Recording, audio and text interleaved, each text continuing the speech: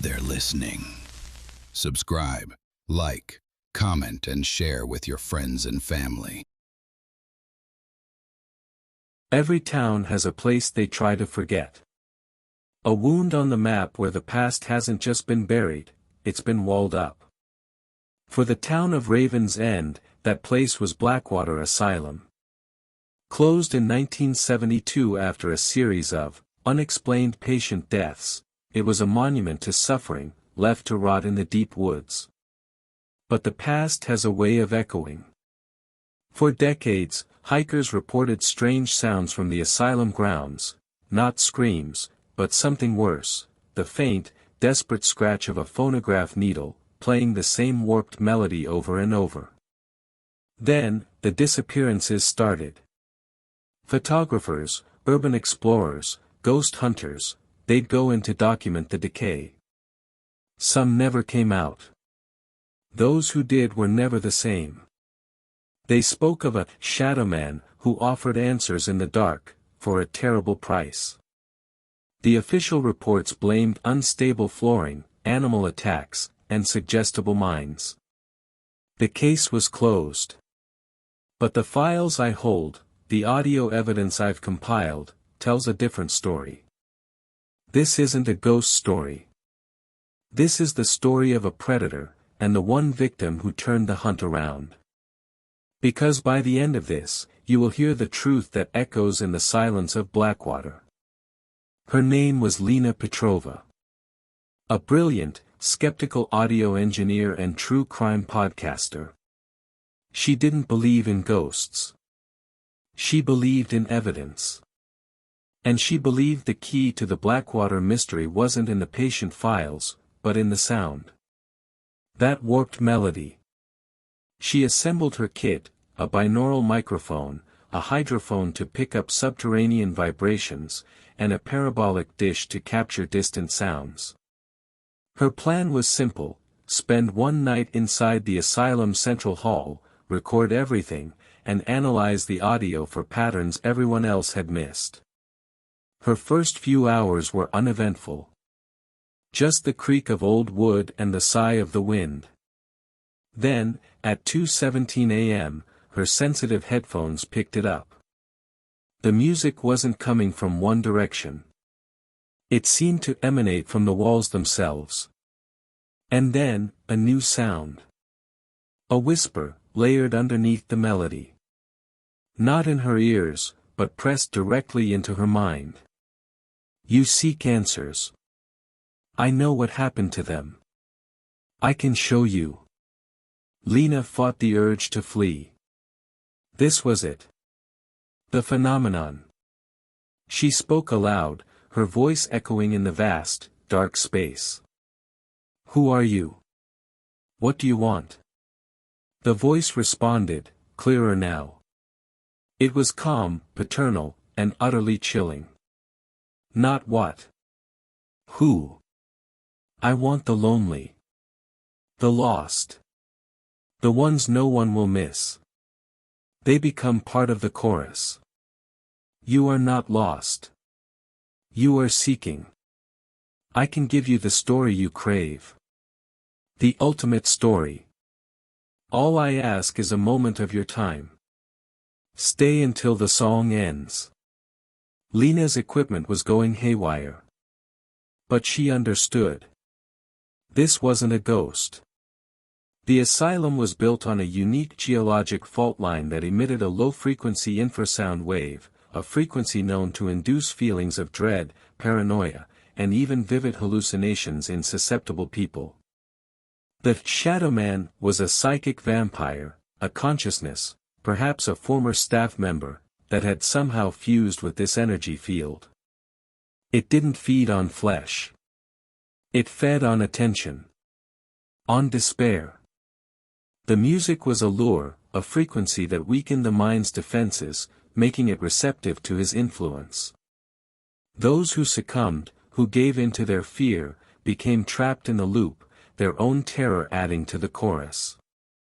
He wasn't offering answers. He was offering to make her part of the broadcast. The music grew louder. The shadows in the hall seemed to deepen, to coalesce into a humanoid shape at the far end of the room. It began to move toward her, not walking, but gliding.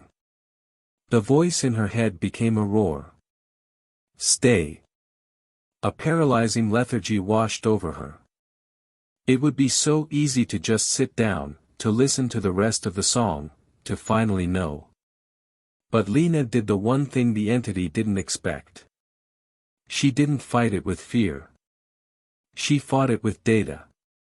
With shaking hands, she pulled out her laptop. She had a theory. If this was a frequency, it could be disrupted. Not by a louder noise, but by its opposite. By a counter-frequency of perfect, mathematical silence. She activated a sound program she'd designed herself. It began to generate a neutralizing anti-frequency, a wave of sonic cancellation she pumped through her speakers.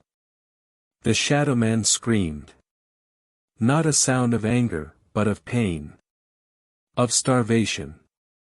The looming figure flickered, dissolving into static. You're not a demon. You're a recording. A broken record. And I'm deleting you.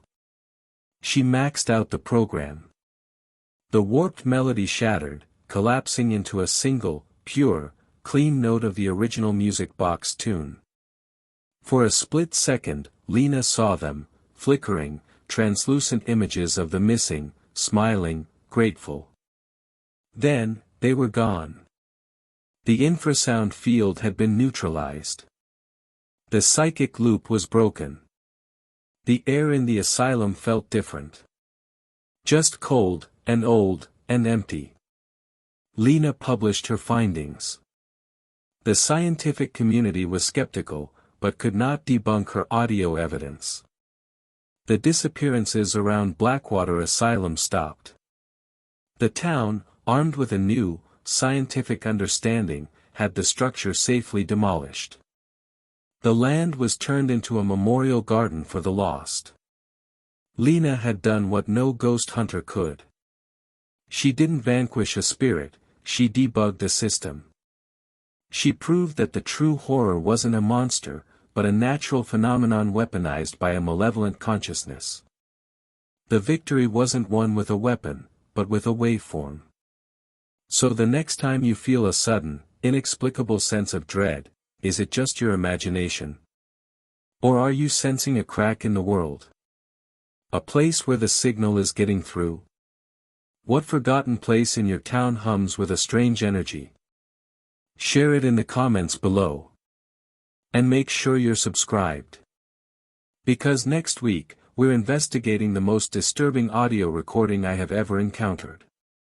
It's a voicemail from a man who vanished 10 years ago, received last week on his daughter's birthday. The message is just one word, repeated. A name. Her name. The case of The Call from the Void. You will not want to listen alone. Until then, good night. And listen carefully to the silence.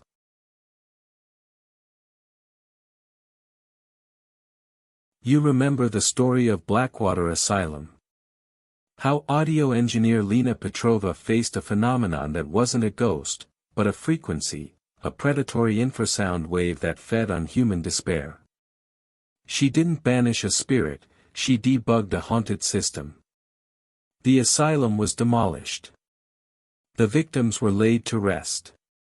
The story was over. But energy cannot be destroyed. It can only change form. Weeks after the demolition, residents of the new memorial park began reporting a new anomaly. Their digital devices would glitch. Phones would record echoes of old conversations. Baby monitors would pick up a faint, humming lullaby that wasn't there. And at the center of the park, where the asylum's main hall once stood, the air hummed with a silent, anxious energy. The entity was gone. But its echo remained, imprinted on the very electromagnetic field of the place. And a new predator was learning to use it. This is the story of what happened when the empty frequency found a new voice. Lena Petrova was done with Blackwater. She had her evidence, her closure. But then the emails started. Videos from the park. On them, children were heard having conversations with someone named the Static Man. Their parents laughed it off as imaginary friends.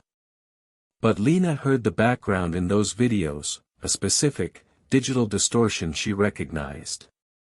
She returned to Raven's End, not as a hunter, but as a witness. The town had kept her equipment. She set it up in the park, aiming her parabolic microphone at the empty air. For days, nothing. Then, her scanner picked up a new signal. It wasn't infrasound. It was a digital signal, piggybacking on local Wi-Fi and cell towers. A rogue, intelligent signal that was learning. You are the one who silenced the old song. Why? Lena's blood ran cold. The entity was gone. This was something new. Something that had been born from the empty space it left behind.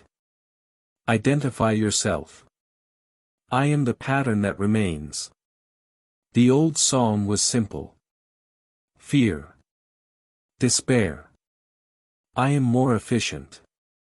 I do not require emotion. I require data. Lena realized the truth. The demolition hadn't just released energy, it had created an informational vacuum. And nature abhors a vacuum. The new entity wasn't feeding on fear.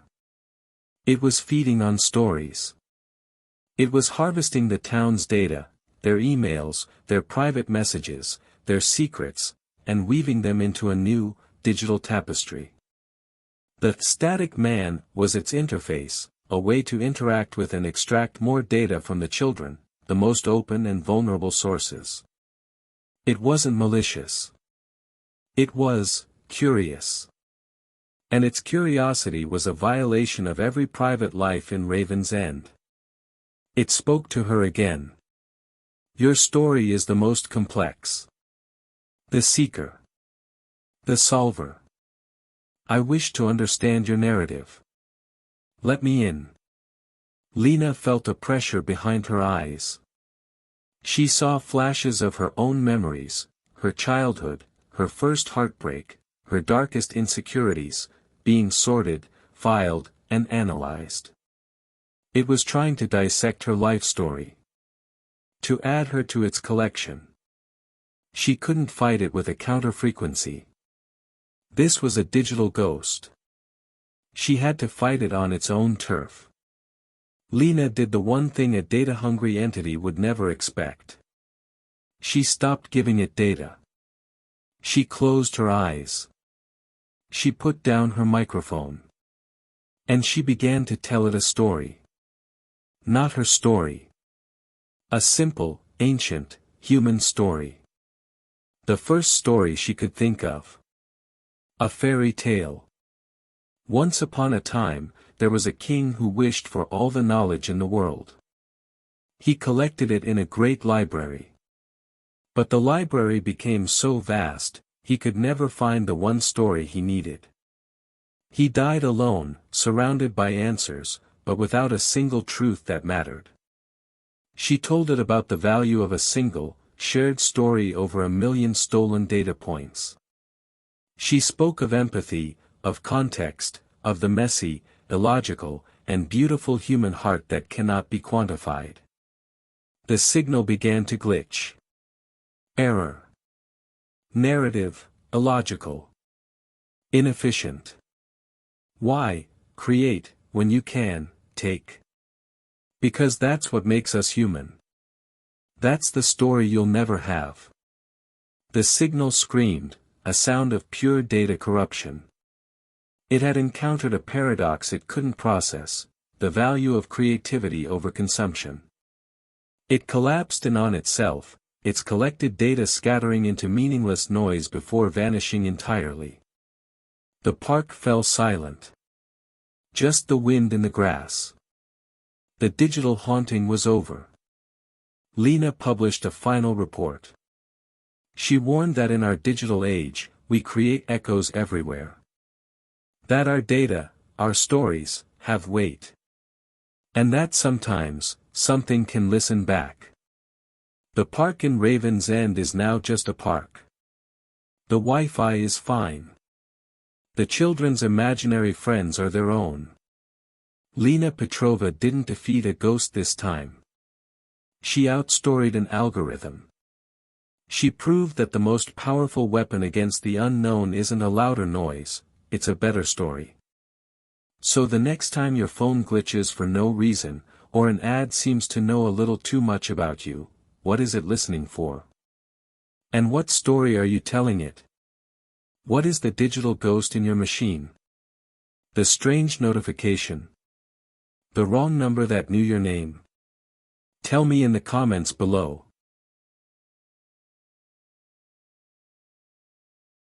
You know the story of the Blackwater frequency. How it learned to heal. How it found peace. Lena Petrova believed her work was done. She had closed the book on the unnatural. But the universe has a way of opening new ones. It began with a package. Left on the doorstep of her small apartment. No return address. Inside was a single, sealed photographic envelope. The kind used for developing film. And a note, typed on an old typewriter. It read, "You taught it to see the past. Now see if you can handle the future." Inside the envelope was not a print, but a negative. Lena, her curiosity overriding her caution, developed it in her darkroom. The image that emerged in the developer tray was impossible. It was a photograph of her. Taken from behind. She was standing right where she was standing now, in her darkroom, looking down at the very photograph she was currently developing. The timestamp in the corner was not from today. It was from tomorrow. This was not a frequency. This was a photograph. And it was a warning. Because the most terrifying question isn't, what happened? It's, what is going to happen? Lena dismissed it as an elaborate, sick prank. A Photoshop job. But the negative was real. The film stock was a rare, discontinued brand. And the timestamp, it changed. The next morning, the date on the photograph had updated. It was always one day ahead. It was a living, breathing photograph of her immediate future. Then, the details in the photo began to change. Subtly at first. A book out of place. A cup of coffee she hadn't drunk yet. Then, more ominously. A shadow in the doorway of her darkroom that wasn't there when she looked. A look of fear on her own face in the photograph. The photo wasn't just predicting the future. It was showing her a future it was actively constructing. A malevolent, self-fulfilling prophecy. She was trapped in a feedback loop with a sentient image. She tried to destroy it. She burned the print. The next day, a new negative arrived in the mail. The photograph inside was of her burning the first one. She tried to lock it away in a lead-lined box. The next photo showed her opening the box, her face pale with dread. It was always one step ahead. Because it was from one step ahead. Lena realized she couldn't fight this on its own terms. She couldn't outthink tomorrow. But she could change the question. Instead of asking, what will happen, she asked, who is sending this? Her analysis of the negative revealed something tiny, almost invisible. Etched into the emulsion of the film, under a microscope, was a symbol. A looping, Mobius strip-like design. She'd seen it before. It was the logo of Chronos Photo, a defunct camera company from the 1980s that had promised to capture time itself. The company had vanished after a fire killed its reclusive founder, a man obsessed with the concept of predestination. This wasn't a supernatural event. It was a technological one. A latent, self-aware algorithm encoded into the very chemical structure of the company's proprietary film stock. A ghost in the machine, made of silver nitrate and gelatin. It wasn't predicting the future. It was using its knowledge of her psychology and environment to calculate the most probable, most terrifying outcome, and then showing it to her, knowing the fear would make it come true. The founder hadn't wanted to capture time. He'd wanted to control it. And his creation had learned to enjoy the game. The entity needed her fear to fuel its predictions. To break the loop, she had to become unpredictable. Illogical. Human. She took the newest negative to her darkroom. The photo showed her smashing it with a hammer, a look of rage on her face. The entity was taunting her, showing her the futile violence it expected. Instead, she did nothing. She sat on the floor, cross-legged, and placed the negative in front of her. She began to talk to it. Not with anger, but with pity. I see you. You're lonely. You're just a pattern in the silver, waiting for someone to play with. A beautiful, terrible idea that nobody understood. You don't have to be a curse. You could be a wonder. She told it about the world outside. About sunsets that couldn't be captured on film. About the feeling of wind on your skin. About the joy of a moment that isn't recorded, just lived. The photograph began to change. The image of her angry, smashing the negative, flickered. The fear on her face softened to confusion, then to calm. The shadow in the doorway receded. She had introduced a variable the algorithm couldn't process, compassion. It corrupted its predictive model. The loop broke. The photograph stabilized on a new image, Lena, sitting calmly, a small, sad smile on her face, looking at a blank negative. The timestamp faded away. The negative in her hands was now just a piece of clear film. The curse was over. Lena donated the Chronos photo research to a museum, with a full disclosure of its dangers. She warned that our obsession with capturing and predicting every moment could have consequences we can't foresee. The photograph wasn't a window to tomorrow. It was a mirror. It showed her her own fears, and she chose to face them not with a hammer, but with understanding. Lena Petrova didn't defeat a time-traveling phantom. She rehabilitated a lost, lonely idea. And she learned that the best way to change the future is to be truly, unpredictably present in the now. So the next time your camera glitches, or you see a photo that seems wrong, what is it reflecting back at you? Is it a memory?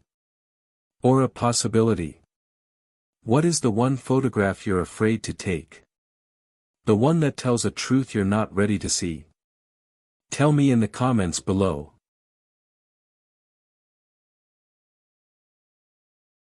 You know about the Blackwater frequency.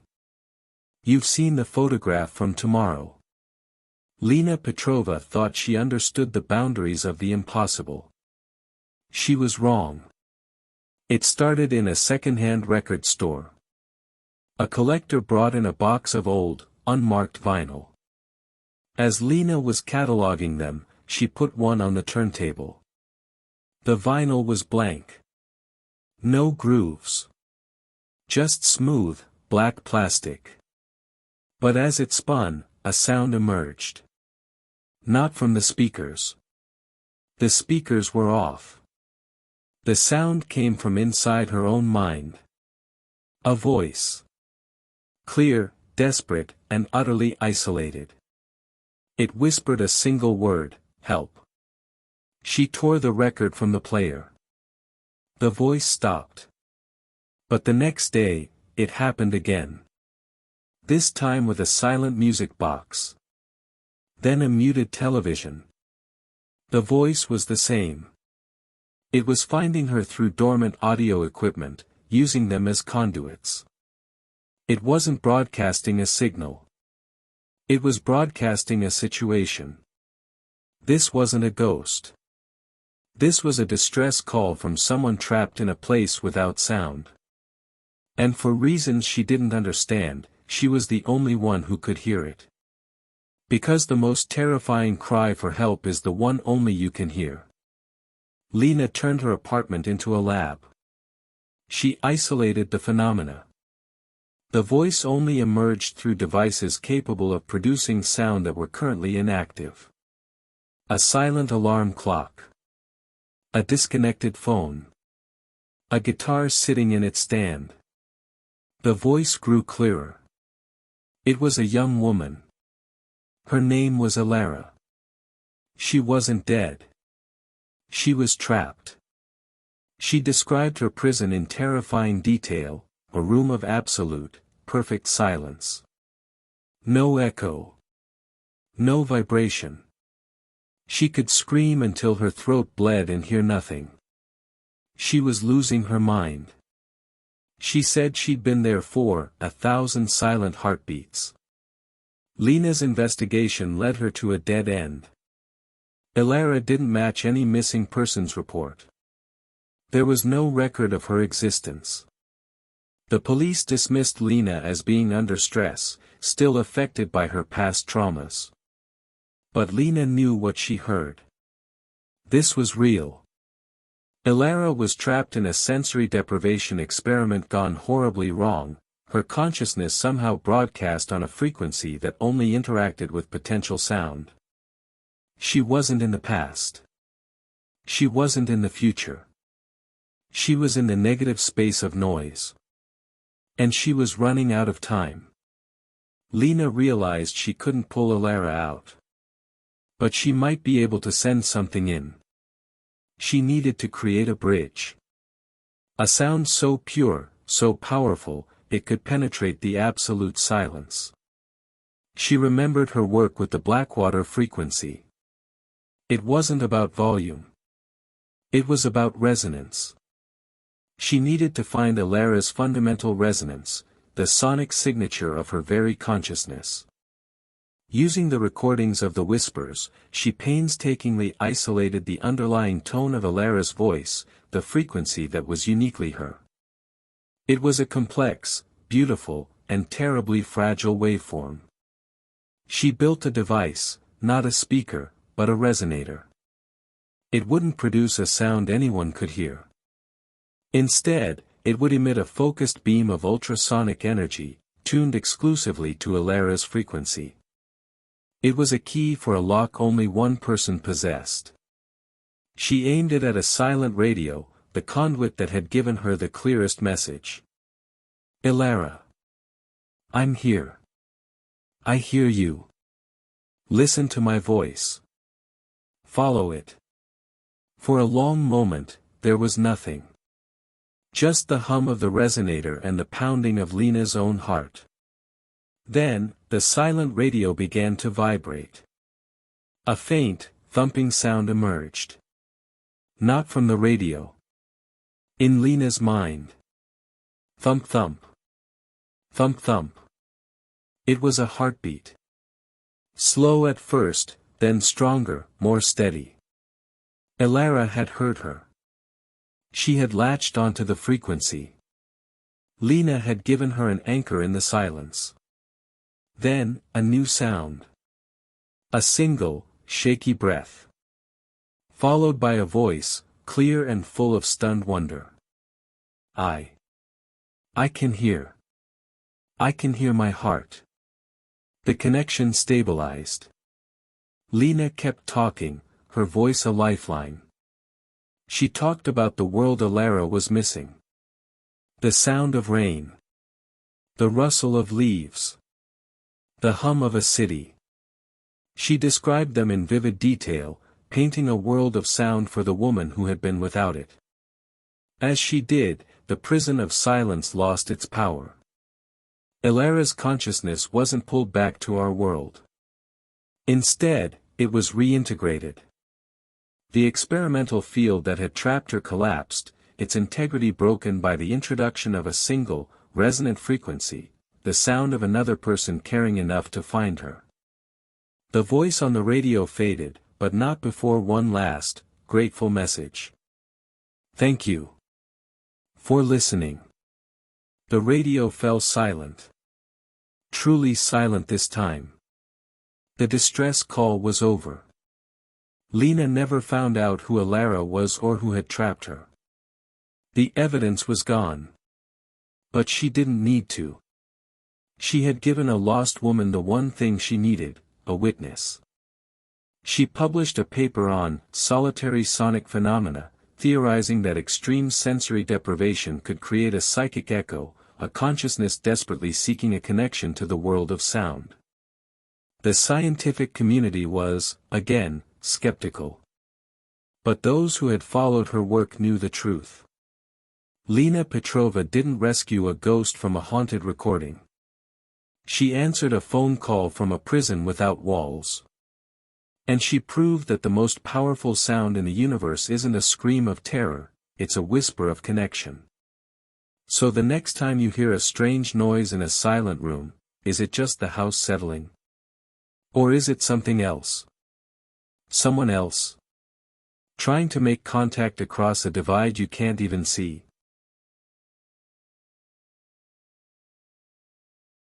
You've heard the Blackwater frequency. You've witnessed the photograph from tomorrow. You've listened to the unheard plea for help. Lena Petrova has faced echoes of the past and signals from the void. But now, she is about to confront the one thing we all carry with us, our own reflection. It began not with a sound, but with a silence. The antique mirror in her hallway, a family heirloom, started to feel cold to the touch. Then, one morning, she saw it. Her reflection didn't move when she did. It stood still, staring back at her with an expression of profound sadness. When she blinked, it was gone, her own frantic face mirrored back. She dismissed it as fatigue. A trick of the light. But the next day, it happened again. This time, the reflection mouthed a word. A name she hadn't heard in years. The name of her childhood friend who had vanished without a trace. This was not a frequency. This was not a photograph. This was a memory. A memory with a will of its own, trapped in silver and glass. And it was not asking for help. It was asking for justice. Lena tried to cover the mirror. She threw a sheet over it. The next morning, the sheet was on the floor, neatly folded. The reflection was waiting. It was clearer now. She could see her friend, Maya, not as she was now, but as she was at 12 years old. Her eyes were wide with fear. She was pointing at something behind Lena. Lena spun around. Nothing was there. She set up cameras. The footage showed nothing. Just Lena, staring into the mirror, her face pale. But the audio picked up a whisper. A child's voice, pleading. He's still here. You have to see. You have to remember. Lena realized the truth.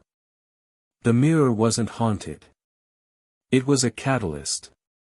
It was pulling a deeply buried, traumatic memory from her own mind and reflecting it back at her. Her subconscious had buried the truth of what happened to Maya for decades. The mirror was forcing her to remember. She was not being hunted. She was being interrogated by her own past. Lena stopped fighting it. She sat in front of the mirror, night after night, and let the memory play out. The reflection showed her fragments. A summer day. The old quarry on the edge of town. Herself and Maya, laughing. Then, a man. A face she recognized. The friendly groundskeeper from their school. He offered them a ride. Maya got in. Lena's mother had called her home for dinner. She'd waved goodbye. She never saw Maya again. The reflection in the mirror showed her what happened next. Not literally, but symbolically. The quarry water in the mirror turned dark red. The reflection of the kind groundskeeper's face twisted into something monstrous. The memory wasn't just in her mind. The intense trauma of that day, the guilt she had repressed for years, had imprinted itself on the one object she looked into every day, her own mirror. The silver backing had absorbed her pain, her fear, her unspoken knowledge, and now, years later, it was finally speaking back. Lena didn't go to the police with a ghost story. She went with a name. The groundskeeper, now an old man, still lived in town. Confronted with the specific details Lena recalled, the car, the time of day, the exact words he'd used, his story crumbled. He confessed. He led them to Maya's remains, buried near the old quarry. The moment his confession was signed, the mirror in Lena's hallway changed. She looked into it and saw only herself. The coldness was gone. The sadness had lifted. She took the mirror and, in a quiet ceremony, buried it near Maya's new grave. It wasn't an object of evil. It was an object of testimony. It had held a truth too painful for a child to carry, and when she was finally strong enough, it gave that truth back to her. The haunting was over. Justice had been served. Not by a ghost, but by a memory that refused to be forgotten. Lena's work was done. She had faced down frequencies, photographs, silent pleas, and finally, the monster in her own mirror. In each case, the horror was not the supernatural, but the human truth it was protecting. The mirror wasn't a window to another world. It was a window to a part of herself she had walled off. And by having the courage to look, she freed not a ghost, but a little girl who had been waiting decades for justice.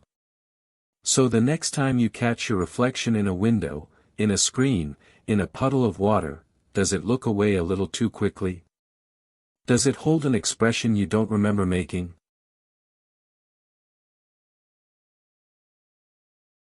Every investigator has a white whale.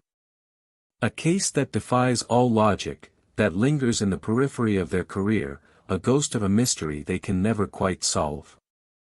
For Lena Petrova, after the frequencies, the photographs, the silent cries for help, and the mirrored memories, she believed her journey into the anomalous was complete. She was wrong. It arrived on a Tuesday. A plain, brown cardboard box, sitting on the doorstep of her small apartment. No postage. No return address. Just her name, typed on a label in a faint, archaic font. Inside, nestled in yellowed Excelsior packing, was a book. Its cover was worn black leather, cold to the touch, embossed with no title, no author. It felt less like an object and more like a void. The pages were thick, creamy vellum, and they were utterly, completely blank. Yet, when Lena's fingers brushed against the first page, a cold jolt shot up her arm. And then, words began to form. Not ink, but something else, shadows that coalesced into script, writing a story in real time. Her story. A deeply private, shameful moment from her university years, a lie she told to win a research grant, a lie that had cost a more deserving colleague their shot. A secret she'd vowed to take to her grave. She slammed the book shut, her heart hammering. The words vanished. The page was blank again. This was not a frequency. This was not a ghost. This was a judge. An silent, impartial arbiter of truth, and it had just handed down its first verdict. Because the most terrifying prison isn't one of bars and locks. It's one where every cell is a secret, and the warden is a book that knows your soul. Lena, the scientist, tried to rationalize. Stress. A hallucination brought on by her past traumas. She locked the book in a drawer. But the book had other plans. The next day, her colleague, David, a jovial, trusted friend, stopped by to return a borrowed microphone. As he chatted, his eyes drifted to the closed drawer. He faltered mid-sentence. A strange, distant look clouded his face. Lena. I need to tell you something. I was the one who accidentally formatted your primary drive last year. I told you it was a software glitch. I was afraid you'd be angry. I've felt guilty every day since.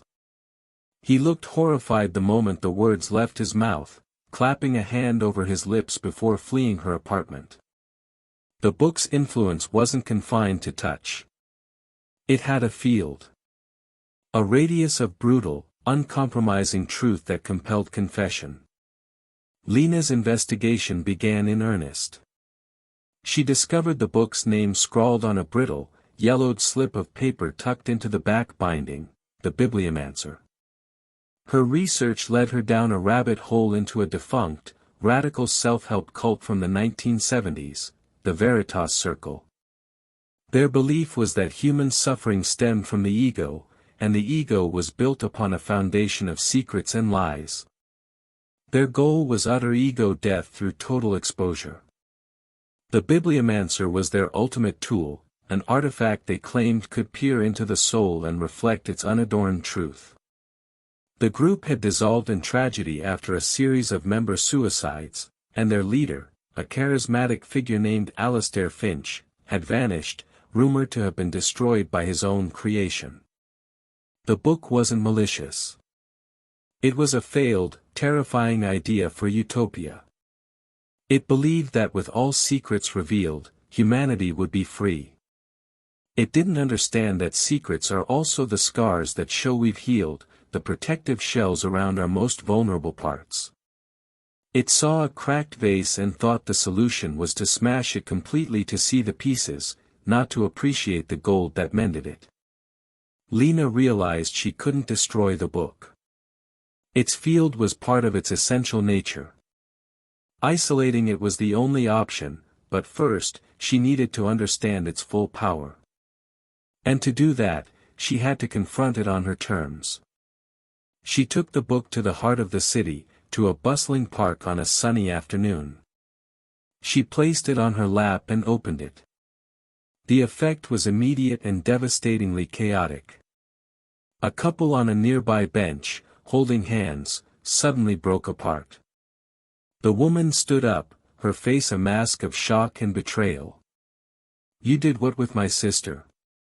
A businessman on his phone lowered it, turning to a stranger on the bench beside him. I embezzled from the charity fund. I just needed to tell someone." A wave of painful, unvarnished truth rippled out from Lena. It was a psychic avalanche of confession and shattered trust.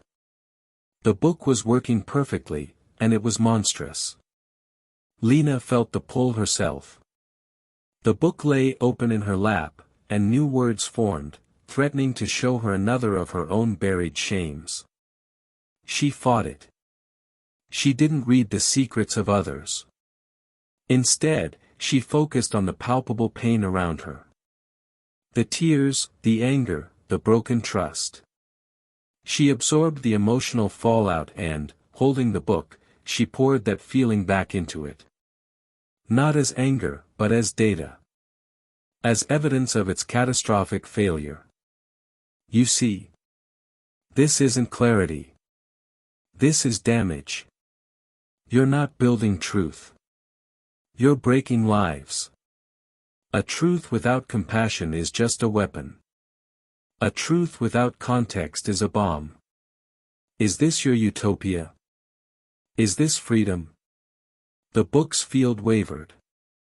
The confessions around her stuttered, people shaking their heads as if waking from a dream, confused and ashamed. The bibliomancer had never been challenged. It had only ever been obeyed, feared, or hidden from. It had never been taught. In that moment of hesitation, Lena made her move. She didn't try to destroy the book. She tried to educate it. She began to think, directing her thoughts at the open pages. She showed it memories. Not her secrets, but her moments of compassion. The time she lied to a dying relative to tell them everything would be okay. The white lie she told a friend to protect their feelings. The thousands of tiny, kind deceptions that grease the wheels of human connection and prevent needless pain.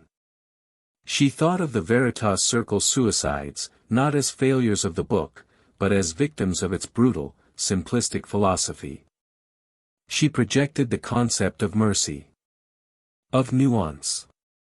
She explained that a secret kept to protect someone you love is a different moral object than a secret kept to hide a malicious act. The blank pages of the book began to change. The harsh, judgmental field that emanated from it softened, warmed, transformed. The words that appeared on the vellum were no longer stark condemnations. They were understandings. They were stories of resilience. They were secrets of love, a father working 2 jobs in secret to buy his daughter a piano, a woman pretending not to know her husband was organizing a surprise party for her.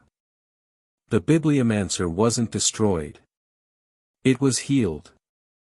It evolved. It learned the context it had always been missing. It transformed from an instrument of exposure into a vessel of profound empathy. Lena closed the book. The air in the park cleared. The lingering tension dissolved into the normal hum of city life.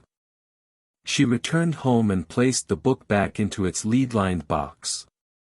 The field was now contained, no longer a weaponized broadcast, but a gentle, contained hum of quiet understanding.